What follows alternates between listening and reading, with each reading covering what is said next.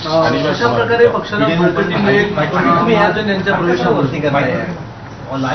मी सुरुवातीलाच आदरणीय प्रकाश महाजनजींचं मनापासून मी शिवसेनेमध्ये स्वागत करतो. मनापासून त्यांना धन्यवाद देतो की त्यांनी शिवसेनेवर आणि माझ्यावर विश्वास ठेवून शिवसेनेमध्ये काम करण्याची इच्छा व्यक्त केली आणि आज त्यांचा अधिकृतपणे शिवसेनेमध्ये जाहीर प्रवेश झालेला आहे. मी त्यांना जवळून पाहिलेलं आहे, जवळून त्यांची कार्यपद्धती पाहिलेली आहे. ते मुळातले शिवसैनिक आहेत, बाळासाहेबांच्या विचाराने प्रेरित झालेले, प्रभावित झालेले शिवसैनिक, आणि त्यांना जी जबाबदारी त्या त्या काळात दिली ती त्यांनी अतिशय सकारात्मकतेने जबाबदारीने पार पाडली. आणि सर्वसामान्य माणसाचं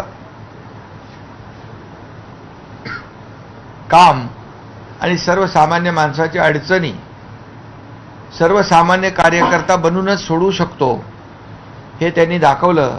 त्यांच्याकडे अनेक जबाबदाऱ्या, पदं होती, प्रवक्ते होते, उपनेते होते, परंतु त्यांनी कधी पदाचा असा मोठेपणा दाखवला नाही.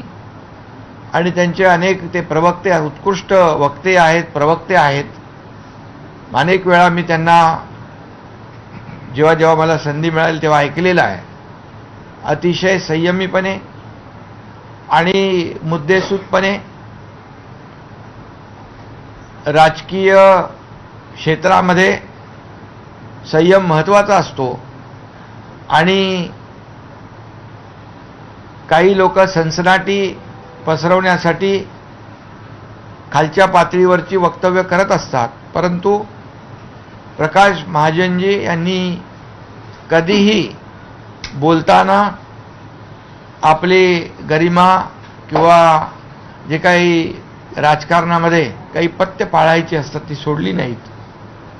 आणि त्यामुळे नेहमीच मला त्यांचं बोलणं आणि त्यांचं वक्तव्य जे आहे, वक्तृत्व आणि कर्तृत्व याबद्दल आदर होता.